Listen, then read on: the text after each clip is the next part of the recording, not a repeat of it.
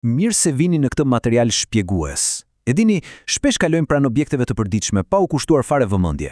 Por sot, do të shohim se si diçka aq e thjeshtë, si një litar me nyje, fshen në fakt kuptime thellësisht filozofike.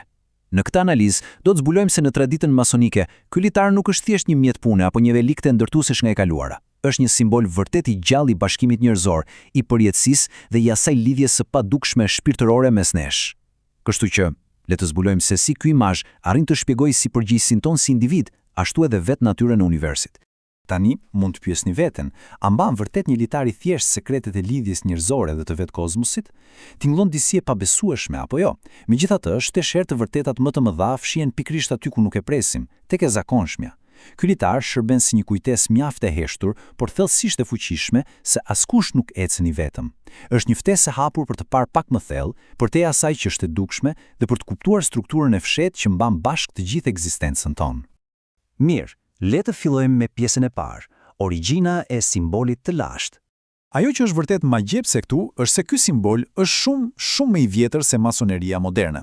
Po flasim për qytetrimet e lashta, ku litari shihej si një ure drejt për drejt lidhse mes tokës dhe hyjnores. Për shembull, në Egjiptin e lashtë gjejmë diçka fantastike. Këto nyje përdoreshin fjalë për fjalë si simbole magjike mbrojtëse për të mbajtur larg energjitë negative. Më vonë, masoneria moderne i mori këto koncepte antike dhe i transformoi mjeshtërisht nga mbrojtje magjike në një filozofi vërtet të thellë iniciatike, një lloj busulle e brendshme morale, le të themi. Kalojmë te pjesa e dytë, ku i shohim gjërat më nga afër. Nyjet, përgjegjësia dhe urtësia. Këtu duhet të kuptojmë një gjë thelbësore. Në këtë filozofi, një nyje nuk është thjesht një dredhje rastësishme e litarit. Absolutisht jo. Brenda mureve të tempullit, çdo nyje përfaqëson një detyrim tepër specifik moral, përfaqëson përgjegjësitë tona dhe vetë vështirësitë e jetës. Mendojeni kështu. Çdo pengesë që kalojmë është një provë që forcon karakterin dhe shton urtësinë tonë. Pa këto prova apo pa këto nyje, litari do të ishte krejt i lëmuar e përpasoj nuk do të mund të mbante dot asnjë lloj peshe. Dhe ky krahasim këtu e ilustron këtë në mënyrë gjeniale. Mendoni pak për fijen pa nyje. Ajo simbolizon ignorancën, izolimin, një njerëz të vetmuar dhe teje të dobët përballë stuhive të jetës. Por pastaj kemi litarin me nyje. Kjo është krejt tjetër gjë. Ai simbolizon dijen e fituar, detyrën morale që ndajmë me njëri tjetrin dhe atë forcën e pashtershme që vjen nga ky bashkim.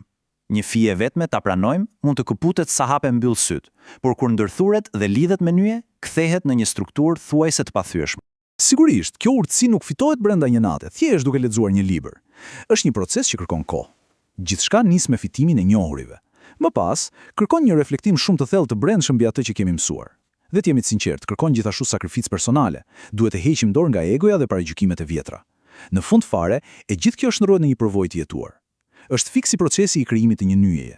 Duhet durim dhe ndërthurje e fijeve të ashpra për të krijuar diçka vërtet qëndrueshme. Pjesa e tretë na sjell te një koncept shumë interesant, kufiri mes profanes dhe sakrales. Tani, le të ndalemi pak këtu sepse kjo pikë është thelbësore. Litari, i vendosur përgjatë mureve, merr një formë rrethore dhe krijon një kufi të qartë mes dy botëve. Nga njëra anë kemi profanen, kjo është bota jashtme, shpesh kaotike, plot zhurmë dhe ndonjëherë pa një drejtim të qartë. Nga ana tjetër kemi sakralen, hapësirën e mbrojtur, të heshtur dhe thellësisht të disiplinuar brenda lozhës. Ky litar rrethor siguron pikërisht atë hapësirën e izoluar dhe paqësore që na duhet për një transformim të vërtet shpirtëror, larg shpërqendrimeve të jashtme.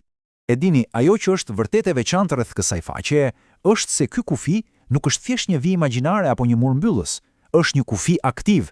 Forma e tij rrethore na thekson se kërkimi i vërtetës nuk ka as fillim dhe as fund.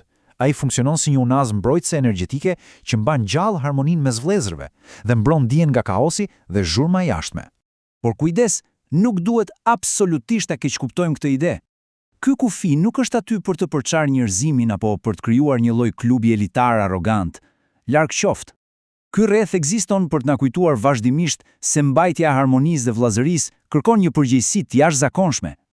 Nuk është thjesht një medalje që e mbajmë gjoks, por një thirrje për disiplinë të ashpër e të përditshme, ndaj vetes dhe ndaj tjerëve.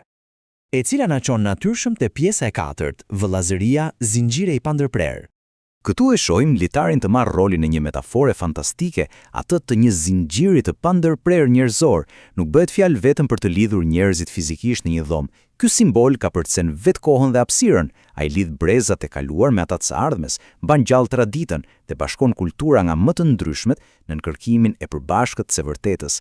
Na tregon qartë se solidariteti dhe unioni shpirtëror i ka përcen kufit gjeografik. Megjithatë, asgjë nga kjo strukturë madhështore nuk qëndron në këmbë pa këtë numër të thjeshtë, numri 1. Çdo individ ka një rëmbësi absolute dhe kritike. Pse? Sepse, ashtu si në çdo zinxhir fizik, forca dhe stabiliteti i të gjithë strukturës varet plotësisht nga hallka e saj më e dobët. Çdo person mban një përgjegjësi kolosale. Asnjë antar nuk është thjesht një numër në sfond. Nëse një hallk lëshon, i gjithë zinxhiri rrezikon të bjerë. Edhe rrugtimi për të bërë një hallkë fort përbëhet nga një proces i jashtëzakonshëm transformimi. Fillimisht, njeriu përshkruhet si i lidhur në zinxhirat e errësirës dhe ignorancës. Më pas, përmes punës me veten, ai arrin të çlirohet, duke fituar dije. Por ja hapi më i bukur, qëllimi final nuk është thjesht i lirë dhe thellësisht i vetmuar. Qëllimi është të zgjedhësh me vullnet të plot të lirë, të bashkohesh me të tjerët.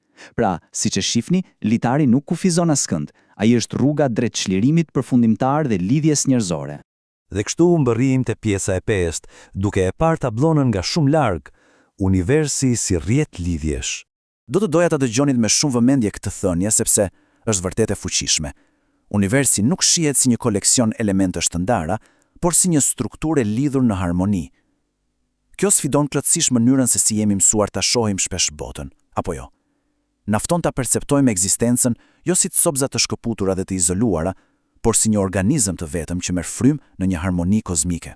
Po ta mendojmë thellë, asgjë, absolutisht asgjë nuk qëndron krejt e vetme. Në këtë filozofi, njeriu është thellësisht i ndërlidhur me universin. Mendja e tij është e lidhur me dijen, shpirti përgjigjet dritës së përjetshme dhe secili prej nesh është një qelizë e vogël, por e rëndësishme, e mbar njerëzimit. Rrethi i litarit simbolizon pikërisht këtë pafundësi. Ne shohim një rend universal ku çdo gjest mirësie apo mos kokçarjeje krijon valë që rezonojnë kudo. Dhe pikërisht ky vizion kozmik na sjell sërish aty ku e nisëm, tek rëndësia e përgjegjësisë individuale. Sepse, nëse gjithçka është një rrjet i pandërprer, atëherë dobësimi qoftë edhe një fije e të vetme ndihet në të gjithë strukturën. Veprimet tona, fjalët tona, zgjedhjet që bëjmë nuk humbasin në një vakum. Ato reflektohen drejt për drejt te ata që kemi pranë dhe zgjerohen më tej në të gjithë botën. Ne jemi praktikisht arkitektët e realitetit ton kolektiv. Dhe kjo na lë me një pyetje vërtet provokuese për ta mbyllur këtë material shpjegues. Duke e parë këtë rrjet të jashtëzakonshëm ku çdo gjë varet nga tjetra, lind pyetja: nëse i gjithë njerëzimi është një litar i stërmadh me nyje, çfarë përgjegjësi morale mani secili prej jush pikërisht sot, si një fije e vetme, por jetësore, në këtë zinxhir ekzistencial? Është një mendim që vërtet ja vlen ta marrim me vete, sepse në fund të fundit forca jon më e madhe qëndron gjithmonë tek bashkimi. Faleminderit që e ndat këtë kohë me ne.